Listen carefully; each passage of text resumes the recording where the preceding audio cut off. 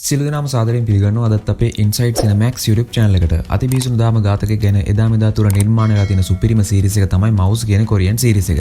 දැනට මම මේ series එකේ episodes 15ක් සහ special episodes දෙකම අරගෙන අවිලා තිනවා. කලින් episodes නොබලපු අයට ඔන්න Mouse playlist එකේ card එක උඩ දාලා තිනවා. ඒ වගේම පහළ description එකේ මම පහුගිය episodes වල links ටික දාලා තියන්නම්. අනිවාර්යෙන් ඒ videos ටිකත් බලලා අද මම කරන්න හදන 16 වෙනි episode එක බලන්න එන්න. කලින් එපිසෝඩ් එකේ අවසානයේ ඔයාලා දැක්ක හොස්පිටල් එකේ ඉද්දි චීකුක් මැරුණා. චීකුක් මැරෙන්න කලින් එයත් එක්ක කතා කරේ බාරම් කියලා දැනගත්තට පස්සේ කොමුචි ගියා බාරම්ව අල්ලගන්න කියලා හිතාගෙන. අන්න එතනින් පස්සේ මොකක්ද උනේ කියලා සහ මේ සීරීස් එකේ තියෙන තවත් රහස් ගොඩකට උත්තර අද 16 වෙනි එපිසෝඩ් එක හරහා ඔයාලා දැනගන්න පුළුවන්. තාමත් අපේ Inside Cinemax YouTube channel එක subscribe කරලා නැත්නම් පහළ තියෙන රතු පාට බටන් එක දැන්ම subscribe කරලා ඊට යහපැත්තෙන් තියෙන bell icon එක click කරලා තියාගන්න අමතක කරන්න එපා. එහෙනම් බලමු අපි මේ සුපිරිම සීරීස් එකේ 16 වෙනි එපිසෝඩ් එකේ මොකක්ද උනේ කියලා.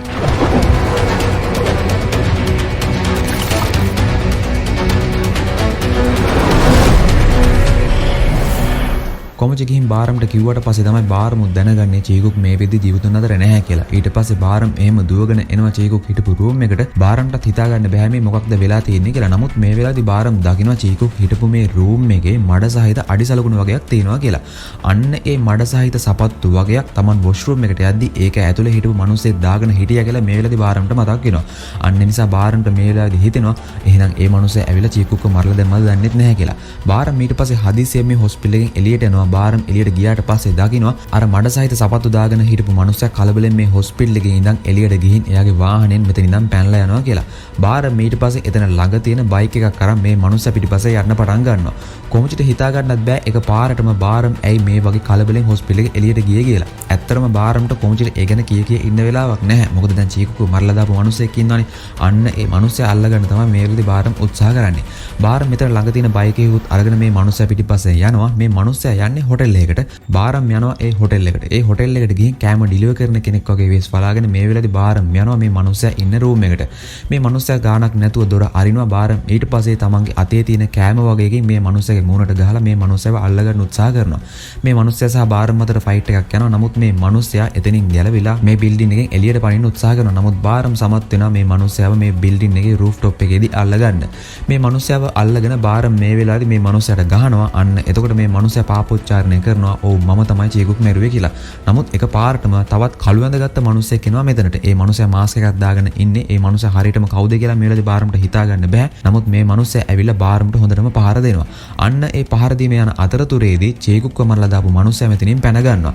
බාරම් සහ ඊට පස්සේ මෙතනට අලුතෙන් ආපු මිනිහයා අතර ෆයිට් එකක් යනවා. නමුත් ඒ ෆයිට් එකේ අවසානයේට වෙන්නේ මේ අලුතෙන් ආපු කළු ඇඳගත්ත මිනිහයා මේ බිල්ඩින් එකේ උඩ ඉඳන් පහළට වැටලා ඒ මිනිහයා මැරෙනවා. මේ මිනිහයා වැටෙන්නේ මේ බිල්ඩින් එකේ තවමත් හදමින් පවතින කොටසක් තියෙනවා පහළ. අන්න එතන යකඩ කූරු වගේක් තියෙනවා. ඒ යකඩ කූරු ගොඩ උඩට තමයි මේ මනුස්සයා ඇදගෙන වැටෙන්නේ. නමුත් බාරම් මේ වෙලාවේදී උත්සාහ කරන්නේ චීකුක්ව මරලා දාපු මනුස්සයව අල්ලගන්න. ඒ මනුස්සයා මේ බිල්ඩින් එකෙන් පහළට ඇවිල්ලා මෙතනට ආපු වාහනේට නැගලා මෙතනින් පැනලා යනවා. බාරම් යනවා ඒ වාහනේ පිටිපස්සෙන්. නමුත් ඒ වාහනේ අල්ලගන්න මේ වෙලාවේදී බාරම්ට බැරි වෙනවා. බාරම් ඊට පස්සේ ආපහු හැරිලා බලනවා තමන්ගේ අතින් අර බිල්ඩින් එකේ රූෆ් টොප් එකේ උඩ ඉඳන් මෙතන පහළට වැටලා මැරිච්ච මනුස්සයා ඉන්නවද කියලා පුදුමේ කියන්නේ මේ වෙද්දි බාරම් දකින්නවා. ඒ මනුස්සයාගේ බොඩි එක මෙතනින් අතුරුදහන් කියලා. බොඩි එක විතරක් නෙමෙයි ඒ මනුස්සයා මෙතනට වැටුණාට පස්සේ ඇතුණු ලේ බින්දුවක්වත් මෙතන නැහැ කියලා බාරම්ට තේරෙනවා. ඇත්තට මේක වෙන්නේ කොහොමද? බාරම්ට මේලදී මතක් වෙනවා ඔයාලටත් හරිනම් මතක් වෙන්න ඕනේ. බාරම් කරන හැම අපරාධයක්ම හංගන වෙනම ටීම් එකක් ඉන්නවනේ. බාරම් මරලා දාපු හොන්චුල්ගේ බොඩි එකක් අතුරුදහන් කරා. බාරම්ගේ පරණ ගෙදර බේස්මන්ට් එක ඇතුලේ තිබුණ අර හංකුක්ගේ බොඩි එක තිබුණ බැරල් එකක් අතුරුදහන් කරා. ඒ විතරක් නෙමෙයි දැන් බාරම් අතින් මේ බිල්ඩින් එකේ උඩ ඉඳන් පහළට වැටලා මැරිච්ච ඒ මනුස්සයාගේ බොඩි එකත් මේ වෙද්දි අතුරුදහන් කරලා තිනවා. ඉතින් මේ වගේ විනාඩි කිහිපයකින් බොඩි එකක් අතුරුදහන් කරන්න පුළුවන් කියන්නේ ඔයාලම හිතලා බලන්න මේ කණ්ඩායම මොනතරම් දරුණු විදිහේ කණ්ඩායමක්ද කියලා. කොහොම නමුත් මේ වෙලාවේදී කොමුචි බාරම්ට කෝල් එකක් දානවා. කොමුචිත් මෙතනට එනවා. කොමුචිට දැන් බාරම් ගැනත් සැකයි. මොකද බාරම් මුකුත් නොකිය තමයි හොස්පිටල් එකෙන් ඉක්මනටම පිටත් වෙලා ගියේ. අන්න ඒ නිසා මේ වෙලාවේදී කොමුචි බාරම්ගෙන් අහනවා ඇයි තමුසේ එකපාරටම හොටෙල් එකෙන් පැනලා ඇවිල්ලා මෙතනට ආවේ කියලා. බාරම් ඊට පස්සේ කියනවා චීකුක් ස්වභාවික විදිහට නෙවෙයි මැරුණේ. චීකුක්ව කෙනෙක් විසින් මරලා දාලා තියෙනවා. අන්න ඒ මනුස්සයා අල්ලගන්න තමයි මං ඒ මනුස්සයා පිටිපස්සෙන් ආවේ. නමුත් තවත් කෙනෙක් ඇවිල්ලා ඒකට බාධා බාධා කරා ඒ මනුස්සයා මේ බිල්ඩින් එකේ උඩ ඉඳන් පහළට වැටුණා. නමුත් දැන් මේ මනුස්සයාගේ බොඩි එකත් අතුරුදහන් කියලා. ඇත්තටම දැන් මේ වෙලාවේදී කොමුචි බාරම්ව විශ්වාස කරන්නේ නැහැ. බාරම් හිතින් මවාගත දෙයක් කියනවා කියලා තමයි මේ වෙලාවේදී කොමුචි හිතන්නේ. නමුත් මේ වෙලාවේදී කොමුචිට එක දෙයක් තේරෙනවා. ඔයාලට මතක ඇති එදා පොලිස් ස්ටේෂන් එකටත් ආවා අර OZ කියලා ටැටු එකක් අතේ ගහගත්ත මනුස්සෙක්. අන්න ඒ මනුස්සයා වාහනයකින් පැනලා ආවේ මේ හොටෙල් එකටම තමයි කියලා කොමුචිට මතක් වෙනවා. අන්න ඒක නිසා මේක ගැන ටිකක් හොයලා බලන එක හොඳයි කියලා කොමුචිට තේරෙනවා. කොමුචි සහ බාරම් ගිහින් මේ හොටෙල් එකේ ඇතුලේ තියෙන CCTV පරීක්ෂා කරලා බලනවා. දැන් මේ බාරම් කියන විදිහට චීකුක් මරලා දාපු ඒ මනුස්සයා මෙතනට එන විදිය මේ CCTV එක වැදිලා තියෙනවා. නමුත් මේ මනුස්සයාගේ මූණ හරියටම වැදිලා නැහැ. මේ මනුස්සයා ගියේ මේ හොටෙල් එකේ 802 කාමරෙට. අන්න ඒ නිසා එතනට ගිහිනුත් පරීක්ෂා කරලා බලනවා. නමුත් පුදුමේ කියන්නේ ඒ කාමරෙට කිසිම කෙනෙක් දැන් කාලෙක ඉඳන් ඇවිල්ලා නැති විදියට මේ කාමරේ හැම දෙයක්ම හදලා තියෙනවා.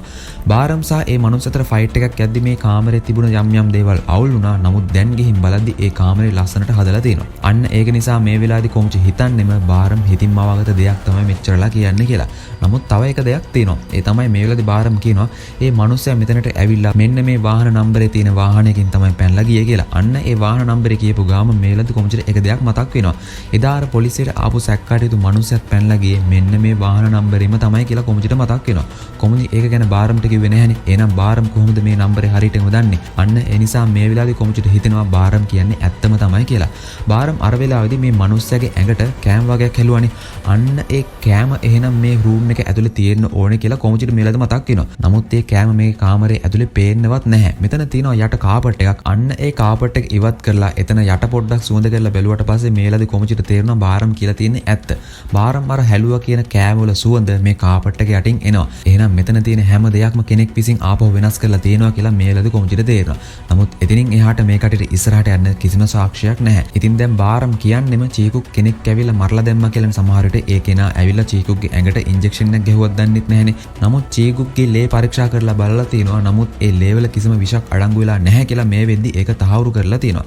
නමුත් බාරම් මේ වෙලාවේදී කියනවා නැහැ අපි චීකුක්ගේ මරණ පරීක්ෂණයක් කරලා බලමු. එතකොට අපිට ඇත්තම හේතුව හොයාගන්න පුළුවන් කියලා. නමුත් චීකුක්ගේ අම්මා ඒකට කැමති නැහැ. චීකුක් මේ වෙද්දි අවුරුද්දකට වඩා කාලයක් හොස්පිටල් එකේ හිටිය කෝමා තත්ත්වයක් ඇති වෙලා චීකුක් කෝමා තත්ත්වයට වැටලා හිටියෙත් අර දාම ඝාතකයා. එහෙම නැත්නම් බාරම් චීකුක්ට දරුණු විදියට පිහියෙන් ඇනපු නිසා.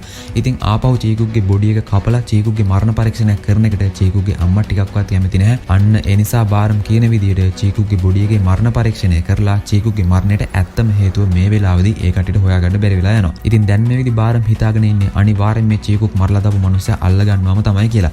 බාරම් මුලින් උත්සාහ කරේ මේ හැම දෙයක්ම ආපහු මතක් වුණ නිසා එයා සියදි විහානි කරගන්නනේ. නමුත් දැන් බාරම්ට එක අරමුණක් තියෙනවා. ඔන්න ඊට පස්සේ අපිට පේනවා කොමුචි දැන් මෙතනට බාරම් මේක කතා කරන්න එනවා. කොමුචි බාරම්ගෙන් අහනවා ඔයා ඇයි එකපාරටම චීකුක්ව බලන්න ගියේ කියලා. ඉතින් මේ වෙලාවේදී බාරම් කියනවා චීකුක් මට එන්න කියලා කිව්වා කතා කරන්න.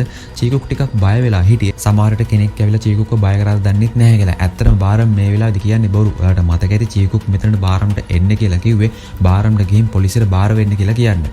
නමුත් ඒක දැන් බාරම්ට කොමුචිට කියන්න බැහැනේ. නමුත් ඒක කොමුචි විශ්වාස කරනවා. කොමුචි මේ වෙලාවේදී කියනවා ඔව් ඒක ඇත්ත. චීකුක් මොකක් හරි දෙයකට බය වෙලා වගේ තමයි හිටියේ. සමහර විට මෙතන හැංගුණ තව දෙයක් තියෙන්න පුළුවන්. අන්න ඒ නිසා අනිවාර්යෙන් මේක ගැන ආපහු පරීක්ෂණයක් කරන්න ඕනේ කියලා. කොමුචි ආපහු ඒ ගැන පරීක්ෂා කරලා බලන්න හේතුව තමයි ඔයාලට මතක ඇති බාරම් ගිහින් චීකුක්ට පහර දුන්නේ අත්තරලා දාලා තියෙන වොෂ්රූම් එකක් ඇතුලේ. ඊට පස්සේ චීකුක්ව හම්බුනේ අර මැජික් බොක්ස් එක ඇතුලේ තිබිලානේ. චීකුක්ට පහර දුන්න ඒ වොෂ්රූම් එකේ ඉඳන් චීකුක් කොහොමද මේ බොක්ස් එකට ආවේ කියන එක ගැන මේ වෙද්දි කොමුචිට සැකයක් ඇති වෙලා තියෙන්නේ. අන්න ඒක නිසා තමයි කොමුචි ආපහු ඒක ගැන පරීක්ෂා කරලා බලන්න හිතලා තියෙන්නේ. ඔන්න ඊට පස්සේ අපිට පේනවා චීකුක්ගේ ෆියුනරල් එක. ඉතින් දැන් මේ ෆියුනරල් එකට බාරම් සහ තවත් ගොඩක් අය මෙතනට ඇවිල්ලා ඉන්නවා. බාරම් දැන් ගොඩක් අවුලෙන් ඉන්නේ. දැන් ඔයාලට හිතා ගන්න පුළුවන් නේද බාරම් අවුලෙන් ඉන්න හේතුව? සන්යෝහන්ගේ මොලේ ලලාට කණ්ඩිකාව බාරම්ට සම්බන්ධ කරාට පස්සේ දැන් සන්යෝහන්ගේ ඒ තිබුණු හොඳ ගතිගුණ බාරම් තුලින් ඉස්මතු වෙන්න පටන් අරගෙන තියෙන්නේ. අන්න ඒ හේතුව නිසාම තමයි බාරම් අතින්ම උන මේ ඝාතන ගැන ආපහු බාරම් පසුතැවෙන්න පටන් අරගෙන තියෙන්නේ. මේ ෆියුනරල් එකට බොන්ගී ඇවිල්ලා ඉන්නවා. බොන්ගී දැක්කට පස්සේ බාරම්ට තව එක දෙයක් මතක් වෙනවා. ඔයාලට මතක ඇති බාරම් ලොකු කැමැත්තකින් හිටියේ බොන්ගීට. ඒකට ලොකු හේතුවක් තියෙනවා. ඇත්තටම බාරම් බොන්ගීට ආදරේ නැහැ. බාරම්ට අවශ්‍ය වුණේ තමන්ගේම දරුවෙක් හදාගන්න. තමන්ගේම දරුවෙක් හදන්න බොන්ගීට ඕනටත් වඩා සුදුසුකම් තියෙනවා කියලා බාරම් හොඳටම දැනගෙන හිටියා. අන්න ඒ නිසා තමයි බාරම් බොන්ගීට ආදරේ කරනවා වගේ ඉස්සරින්ම රඟපාලා තියෙන්නේ. දැන් ආපහු බාරම්ට ඒ දේවල් ගැන මතක් වෙන්න පටන් ගන්නවා. මේ වෙලාවේදී බාරම්ට තමන් ගැනම ලැජ්ජාවක් ඇති වෙනවා. ඉතින් දැන් ඔයාලා කල්පනා කරලා බලන්න බාරම් කියන්නේ මොන තරම් නරුමේද්ද කියලා. මම තව එක දෙයක් මතක් කරන්නම්. ඒ තමයි ෆාදර් වොඩ්ම මරලා දාපු දවසේ ඒ දේවස්ථානයට බොන්ගී ගියානේ. එතනදී බොන්ගී සහ බාරම් අතර ෆයිට් එකක් ගියා. ඒ ෆයිට් එක යන අතරතුරේදී බොන්ගීගේ අතේ තිබුණ පිහියෙන් බාරම්ගේ අත කැපිලා තියෙනවා. තමන්ව මරන්න හදපු පුද්ගලයාගේ අත තමන්ගේ අතේ තියෙන පිහියෙන් කැපුණා කියලා බොන්ගී මේ වෙද්දි දන්නවා. බොන්ගීගේ අතේ තිබුණ පිහියෙන් ඒ උණ තුවාලේ නිසා තවමත් ඒ සලකුණ මේ වෙද්දිත් බාරම්ගේ අතේ තියෙනවා. අන්න ඒ සලකුණ ගැනත් මේ වෙලාවේදී බාරම්ට මතක් වෙනවා. ඉතින් මේ ෆිනරල් එක යන අතරතුරේදී බාරම් දකිනවා එයාගේ මාමාගේ අවසන් කටයුතුත් මේ ස්ථානයේදීම පැවැත්වෙනවා. ඒක වෙන්නේ කොහොමද? මම ඔයාලට මුලින් කිව්වා මතක ඇති බාරම්ගේ මාමා නැන්දා සහ නැන්දාගේ පුතා කියලා කට්ටියක් ඉන්නවනේ. ඇත්තටම ඒ කට්ටිය බාරම්ගේ පවුලේ අය නෙවෙයි. එහෙනම් ඒ අය කවුද? අන්න ඒ ප්‍රශ්නේ හිතේ තියාගෙන අපි මේ සීරීස් එකේ ඉතුරු කතාව අහමු. දැන් බාරම් දකිනවා තමන්ගේ මාමාගේ අවසන් කටයුතු මෙතන පැවැත්වෙනවා. බාරම්ට හිතා ගන්න බැහැ මේ මොකක්ද වෙන්නේ කියලා. බාරම් මේ වෙලාවේදී එයාගේ නැන්දාට සහ මාමාට කෝල් කරන්න උත්සාහ කරනවා. නමුත් ඒ ෆෝන් එකක්වත් වැඩ කරන්නේ නැහැ කියලා බාරම්ට තේරෙනවා. බාරම් ඊට පස්සේ ගිහින් බලනවා තමන්ගේ මාමා වගේම මේ ඉන්න කෙනාගේ විස්තර. එතනට ගිහින් බැලුවට පස්සේ තමයි බාරම්ට තේරෙන්නේ එයාගේ මාමාගේ නමත් නෙමෙයි, එයාගේ මාමා වැඩ කරනවා කියපු තැනත් නෙමෙයි දැන් මේ මනුස්සයා වැඩ කරලා තියෙන්නේ. ඉතින් බාරම්ට හිතෙනවා තමන්ගේ මාමාගේ නියුන් සහෝදරයද දන්නෙත් නැහැ කියලා. නමුත් මේ කෙනාගේ අවසන් නම පරීක්ෂා කරලා බැලුවට පස්සේ බාරම්ට තේරෙනවා නැහැ මේ මාමාගේ නියුන් සහෝදරයෙකුත් නෙමෙයි, මේ ඉන්නේ මාමම තමයි කියලා. ඉතින් ඒක වෙන්නේ කොහොමද? ඇයි බාරම්ට මේ ගැන එයාගේ නැන්දා කෝල් කරලා කිව්වේ නැත්තේ? දැන් ඇයි ඒ දෙන්නගේ ෆෝන්ස් වැඩ කරන්නේ නැත්තේ? අන්න ඒ ප්‍රශ්නේ තමයි මේ වෙලාවේදී බාරම්ගේ හිතට එන්නේ. බාරම්ට මේ වෙලාවේදී තව එක දෙයක් මතක් වෙනවා. ඔයාලට මතක ඇති එදා බොන්ගිගේ ආච්චිව මරලා දැම්මට පස්සේ බාරම් සන්නියෝහන් පිටිපස්සෙන් පන්නගෙන ගියානේ. අන්න එහෙම පන්නගෙන යද්දි බාරම් එතන පාරේ ගිහපු වාහනයකට හැප්පුණා. ඒ වාහනේ ඉස්සරහා එල්ලලා තිබුණ පුංචි ඩෙකරේෂන් එකක්. එහෙම නැත්නම් ටැග් එකක් මේ වෙලාවේදී බාරම්ට මතක් වෙනවා. චීකුක් මරලා දාපු ඒ මනුස්සයත් පැනලා ගියේ ඒ වගේම වාහනයක. ඒ විතරක් නෙමෙයි ඒ ඩෙකරේෂන් එකත් මේ වාහනේත් තිබුණා කියලා බාරම්ට මතක් වෙනවා. ඉතින් මේ වෙලාවේදී බාරම්ට මතක් වෙනවා එහෙනම් තමන් ඒ දවස්වල ඇක්සිඩන්ට් කරලා පැනලා දාලා ගිහින් තියෙන්නේ ප්ලෑන් එකකට අනුවද දන්නෙත් නැහැ කියලා. බාරම් ඊට පස්සේ යනවා මීට කාලයකට කලින් තමන්ව ඒ ඇක්සිඩන්ට් කරපු වාහනය ගැන හොයලා බලන්න. ඒ වාහනේ නම්බරය ගැන හොයලා බලද්දි මේ වෙලාවේදී බාරම්ට තේරෙනවා ඒ වාහන නම්බරෙන් කිසිම ඇක්සිඩන්ට් එකක් වෙලා නැහැ. ඒ විතරක් නෙමෙයි ඒ වාහනේ ඒ වෙලාවේදී ඩ්‍රයිව් කරපු මනුස්සයාගේ විස්තරත් මේ වෙලාවේදී බාරම් හොයලා බලනවා.